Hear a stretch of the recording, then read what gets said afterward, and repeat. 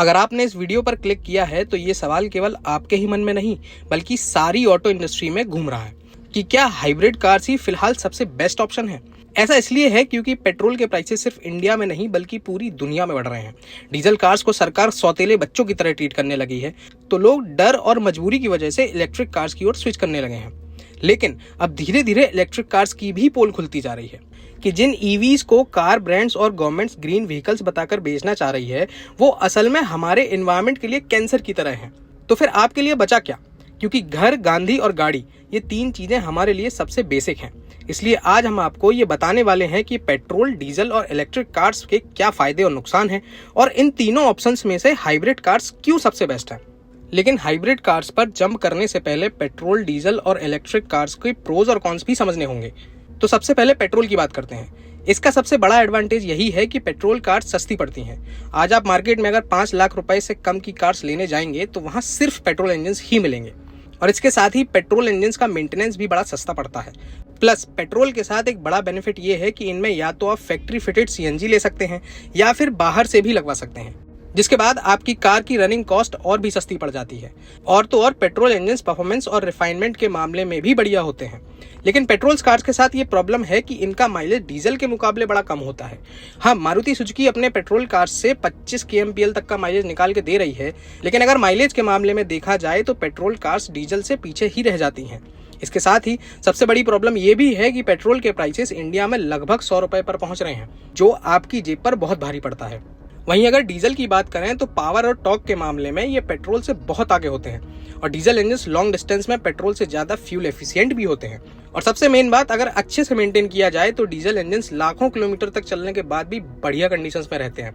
यानी कि diesel engine की लाइफ पेट्रोल से कई गुना ज्यादा होती है। लेकिन डीजल के नुकसान थोड़े ज्यादा हैं। पहला तो ये कि डीजल कार्स पेट्रोल के मुकाबले महंगी पड़ती हैं और इनकी मेंटेनेंस कॉस्ट भी ज्यादा होती है। इसके साथ ही ये पेट्रोल के मुकाबले परफॉर्मेंस में थोड़ा स्लो भी फील होते हैं।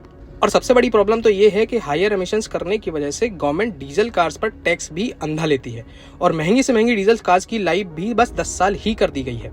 अब आते हैं इलेक्ट्रिक कार्स पर। तो बात ऐसी है कि ईवी कार्स के फायदे बस पेपर्स पर ही है। वो ये कि ईवी से टेल पाइप एमिशंस बिल्कुल नहीं होता। इसकी रनिंग कॉस्ट भी बहुत कम होती है क्योंकि आपको महंगे डीजल पेट्रोल की बजाय सिर्फ इलेक्ट्रिसिटी के यूनिट्स का ही खर्चा देना पड़ता है।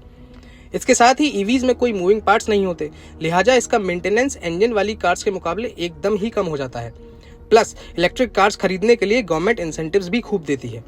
लेकिन ईवी के साथ प्रॉब्लम ये है कि गवर्नमेंट कितने भी इंसेंटिव्स दे दे लेकिन फिर भी ये इतनी महंगी होती हैं कि सबके बजट में नहीं आती। फिर इसके ऊपर से रेंज एंजाइटी कि कहीं सिटी से बाहर ट्रेवल करना हो तो बैटरी रेंज के चक्कर में प्लान बी लेके चलना पड़ता है।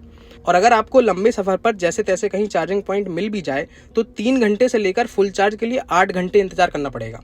इसके अलावा जैसे सरकार ने हमें सपने दिखाए थे कि कुछ ही सालों में देश भर में चार्जिंग इंफ्रा फैला देंगे, लेकिन मेट्रो सिटी से बाहर निकलते ही इन सारे दावों की हवा निकल जाती है। और जो लोग ये दलील देते हैं कि ईवीज एमिशंस नहीं करती, तो वो बस टेल पाइप एमिशंस नहीं करती, लेकिन ईवीज की मैन्युफैक्चरिंग प्रोसेस अपने आप में एनवायरनमेंट के लिए किसी कैंसर से कम नहीं है, क्योंकि इसके लिए दुनिया भर में जगह जगह रेयर अर्थ एलिमेंट्स की लार्ज स्केल पर माइनिंग हो रही है। और ईवीज की केवल बैटरी बनाने में ही 18% ग्रीन हाउस गैसेस और बाकी की गाड़ी बनाने में 17% green house gases already release हो चुकी होती हैं जब तक ये कार बनके तैयार होती है। फिर इसके बाद आप एज अ कंज्यूमर इसे चलाते भी हैं, वो भी कोयले से बनी बिजली पर।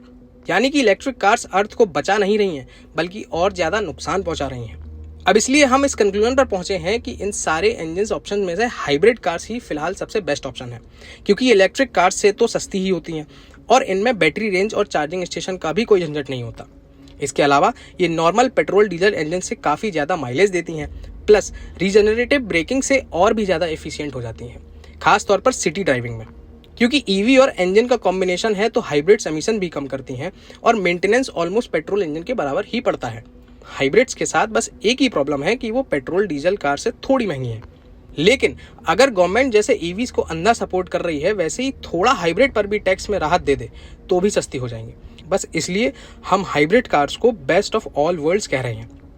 आपका इस बारे में क्या ओपिनियन है, इसे कमेंट में जरूर डिस्कस करें।